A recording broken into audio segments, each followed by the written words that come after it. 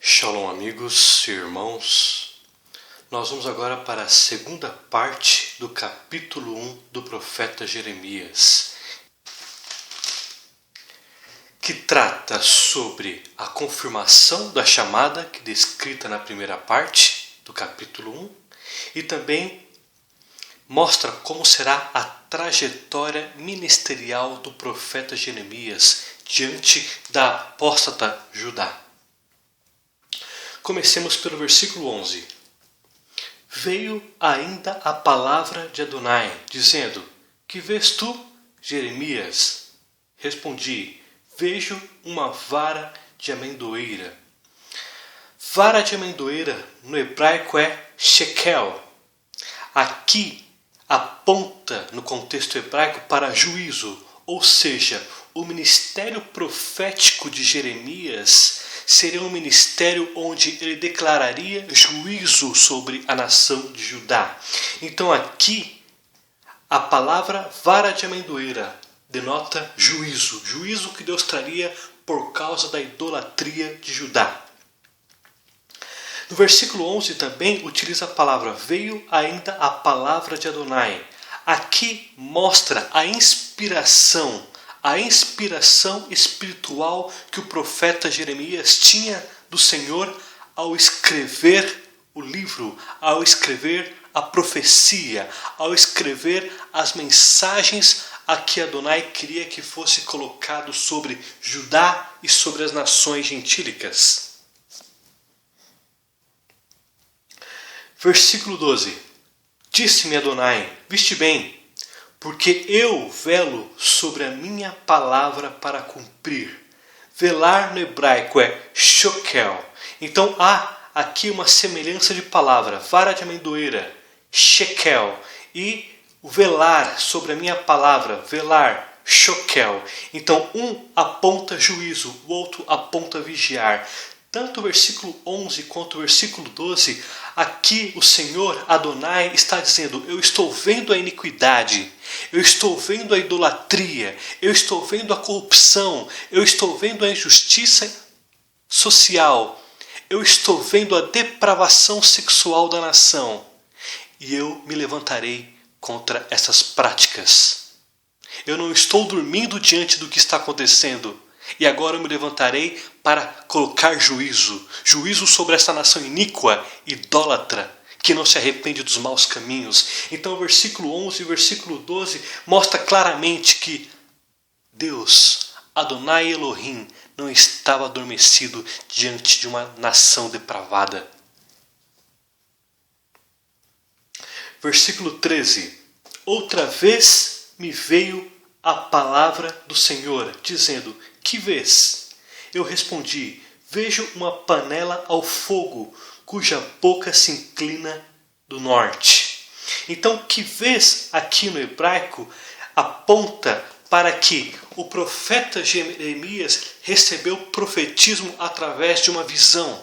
Então, o Senhor Adonai Elohim falou com ele através de uma visão. Então, através dessa visão, através desse profetismo em visão, o profeta Jeremias interpretou aquilo que ele via e Adonai confirmou. Então, o que o profeta Jeremias está vendo? Uma panela ao fogo. Provavelmente ela devia estar borbulhando.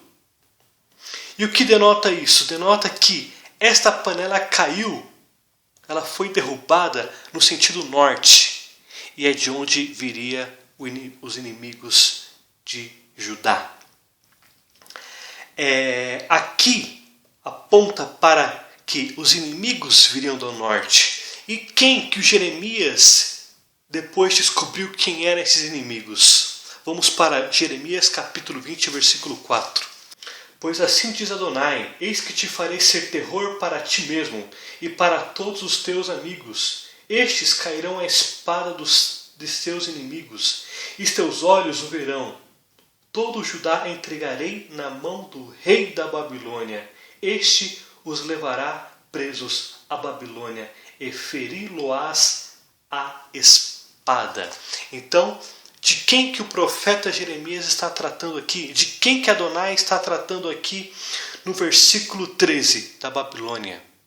É importante salientarmos aqui que antes da Babilônia houve outros impérios. Primeiro foi o Império Egípcio, depois o Império Assírio, agora era o Império Babilônico. O Império Babilônico era o terror das nações. As nações tinham medo de ser capturados pelos babilônicos. Inclusive os assírios, que era uma nação extremamente má, terrorista, sem piedade nenhuma, foi dilacerada pelos babilônicos, de tão poderosos que eram babilônicos. Então, quando uma nação acha que ela é poderosa, Deus levanta uma nação mais poderosa ainda para castigar aquela que se julgava poderosa, iníqua e idólatra nação. Versículo 14. Disse-me Adonai, do norte se derramará o mal sobre todos os habitantes da terra. Algumas versões mostram que, algumas versões falam que será os habitantes desta terra, e outras versões trata da terra. Na Tanakh, usada pelos judeus na sinagoga, da versão que eu utilizo aqui do Albert Einstein, aponta da mesma forma que está aqui, habitantes da terra. Tanto uma versão como a outra eu não vejo nenhum problema, porque os babilônicos eles dominaram as nações durante o seu auge militar, econômico. Então o Egito caiu na mão deles, os assírios, Judá, entre outras nações gentílicas. Então eles dominavam militarmente as nações. Então tanto aqui, nesta versão que fala desta terra, ou em outra versão que fala da terra, não há problema.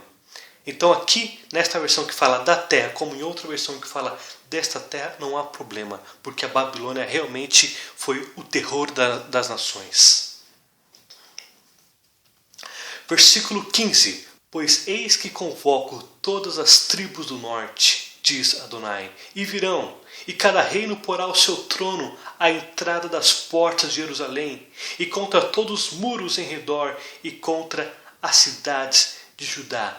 Então aqui mostra que as nações invadiriam Judá. Aqui mostra que haveria muitos ataques a Judá. Inclusive, Judá, antes do cativeiro babilônico, teve invasão egípcia, liderada por Faraó Neco, que acabou matando o rei Josias, o piedoso rei Josias, no embate militar, mas a intenção dele não era essa, era se unir à Assíria para tentar derrubar a Babilônia. Mas aqui mostra que não só a Babilônia aterrorizaria eles, mas também outras nações. E aqui podemos incluir a Síria e também podemos incluir o Egito. E essas nações foram enfraquecendo Judá, até o ponto que a Babilônia, que era uma nação extremamente poderosa, um império militar e econômico, acabou destruindo por total Jerusalém e o templo.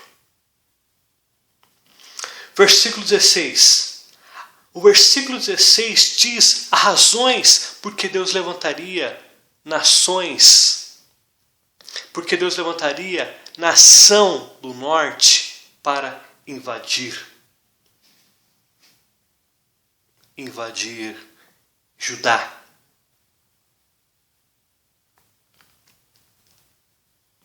Aqui é a causa do juízo, a razão do juízo.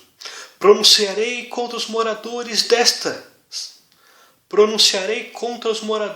destas as minhas sentenças, por causa de toda a malícia deles, pois me deixaram a mim e queimaram incenso a deuses estranhos e adoraram as obras das suas próprias mãos. Então aqui mostra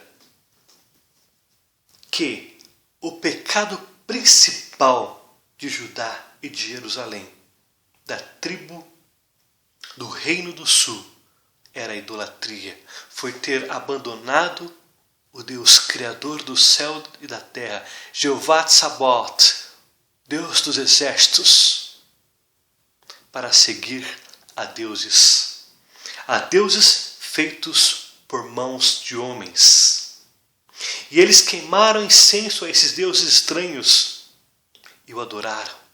E faziam suas petições, as suas adorações, e em alguns casos até sacrifícios de pessoas e crianças.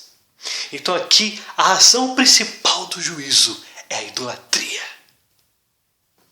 Vamos entender que tipo de deuses estranhos, que obras de mãos são essas. Nós vamos agora para Salmo 115.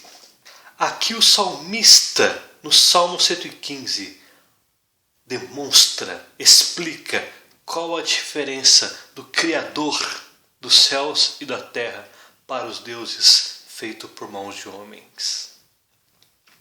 Versículo 1. Não a nós, Adonai, não a nós, mas ao teu nome dá glória, por amor da tua misericórdia e da tua fidelidade. Porque diriam as nações, onde está o Deus deles? No céu está o nosso Deus, e tudo faz como lhe agrada. Prata e ouro são os ídolos deles. Deles quem? Das nações? Obras de mãos de homens. Não têm boca e não falam. Têm olhos e não veem. Têm ouvidos e não ouvem. Têm nariz e não cheiram. Suas mãos não apalpam. Seus pés não andam. Som nenhum lhes sai da garganta. Tornem-se semelhante a eles os que o fazem. E quanto neles confiam. Israel confia em Adonai. Ele é o seu amparo e seu escudo. Então aqui o salmista mostra a diferença do Criador dos céus e da terra para ídolos feitos por mãos de homens, ídolos mortos, que possuem influência de demônios. Versículo 17. Aqui no versículo 16 também fala sobre sentenças. Pronunciarei contra os moradores destas as minhas sentenças. O que seria sentença? Sentenças são justamente as leis que Deus colocou sobre o povo de Israel, de Judá. As alianças que Adonai colocou sobre o povo. E algumas destas alianças foram quebradas por causa da idolatria do povo. São as leis e alianças que Adonai colocou sobre o povo. E o povo e a nação quebrou por causa da idolatria. Nós vamos agora saber quais sentenças são essas. Vamos primeiro para Levíticos capítulo 26, versículos 27. Se ainda com isto não me ouvirdes e andares contrariamente comigo, então eu também com furor serei contrário a vós outros, e vos castigarei 7 vezes mais por causa dos vossos pecados. Comereis a carne de vossos filhos e de vossas filhas.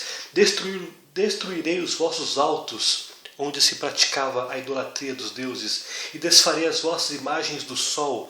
Também havia culto ao sol, e lançarei os vossos cadáveres sobre cadáveres dos vossos deuses.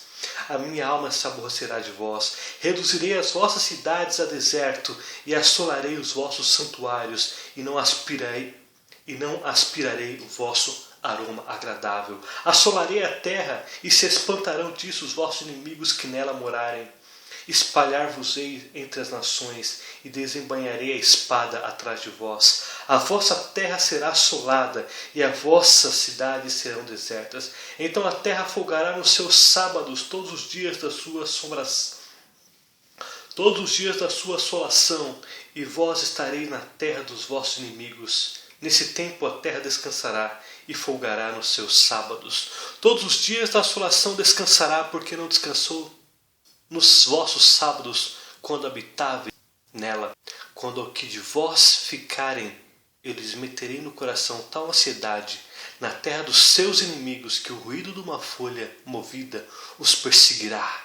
Fugirão como quem foge da espada, e cairão sem ninguém os perseguir. Cairão uns sobre os outros como diante da espada, sem ninguém os perseguir. Não podereis levantar-vos diante dos vossos inimigos.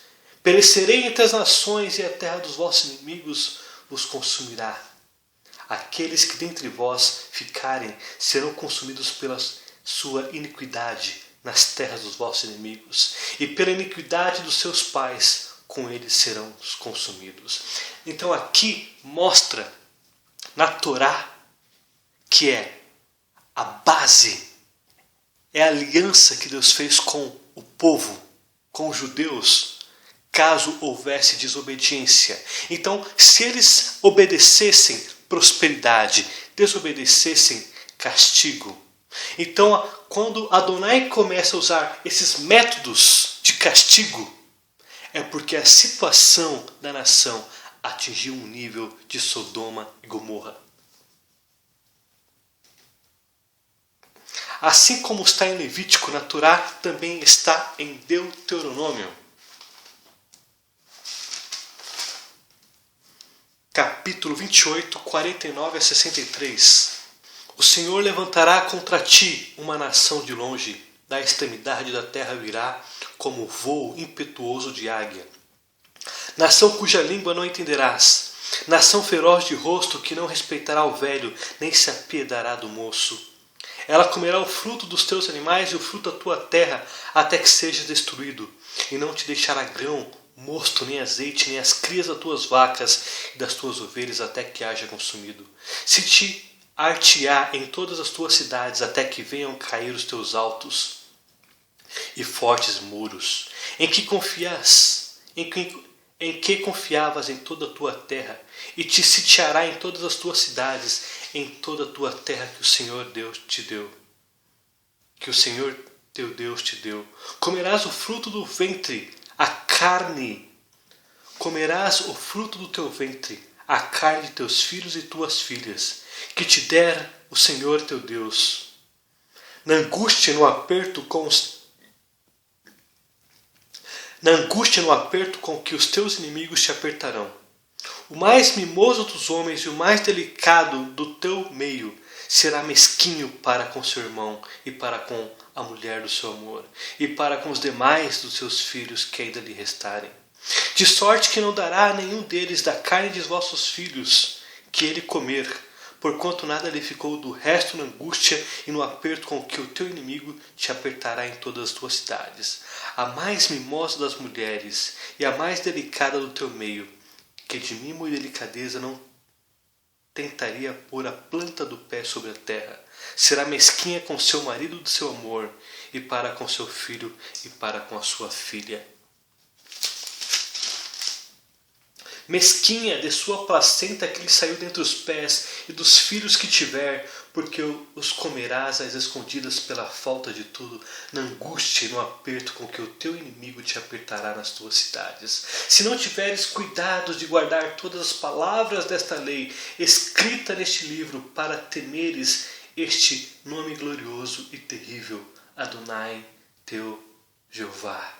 Então o Senhor fará terríveis as tuas pragas e as pragas de tua descendência, grandes e duradouras pragas e enfermidades graves e duradouras. Então aqui é a base, é a aliança que Deus fez com o povo, é a base profética que os profetas utilizam para profetizar sobre a nação de Israel e sobre a nação de Judá. Então aqui é a consequência do pecado.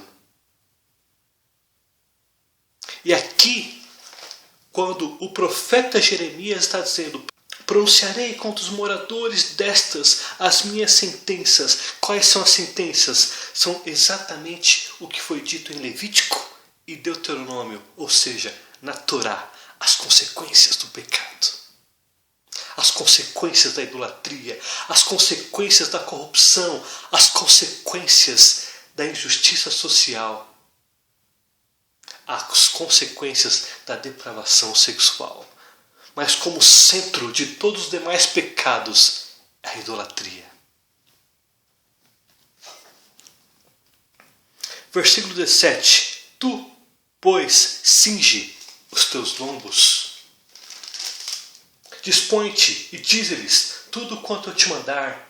Não te espantes diante deles, para que eu não te infunda em espanto na tua presença. Aqui, espanto diante deles é para que Jeremias não fique abatido diante da perseguição que ele terá. Repito, Jeremias está sendo levantado para enfrentar um país inteiro na sua prática iníqua. Judá e Jerusalém agora está num nível de depravação tão grande que é comparado a Sodoma e Gomorra. Então agora, diante de Sodoma e Gomorra, Jeremias é levantado por Adonai para empeitar todas as classes sociais e falar as sentenças de juízo sobre esta nação.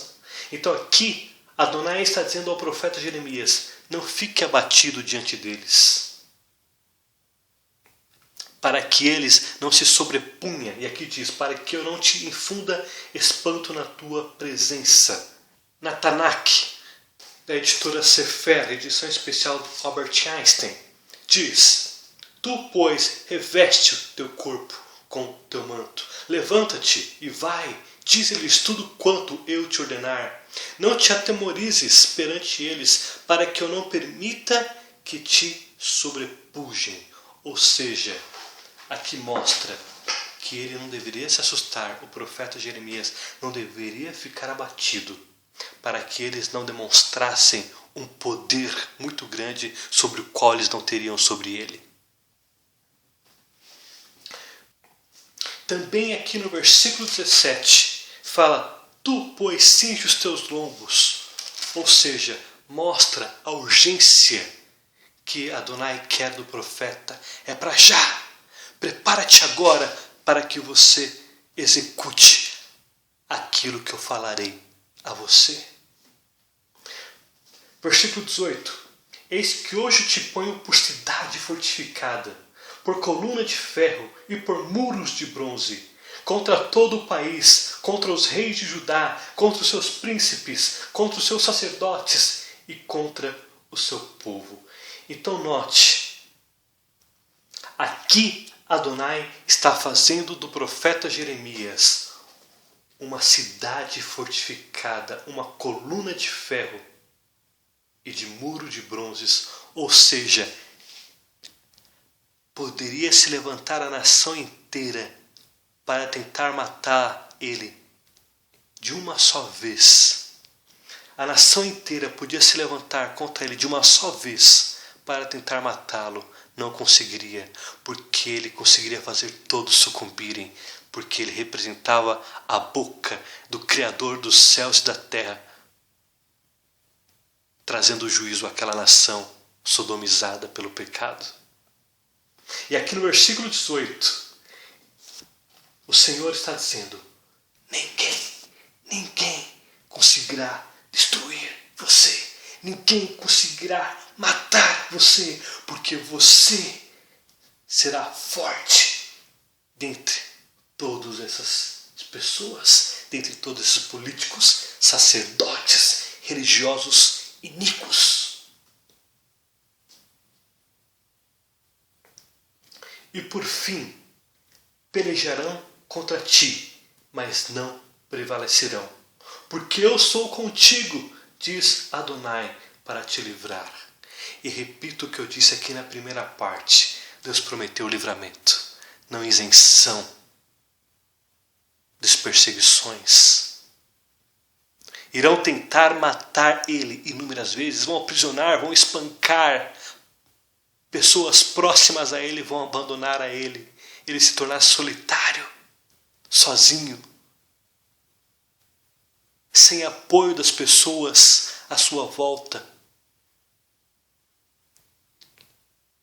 Mas a única pessoa mais importante estava com ele. Nada mais, nada menos. Aquele que criou os céus, a terra e o mar.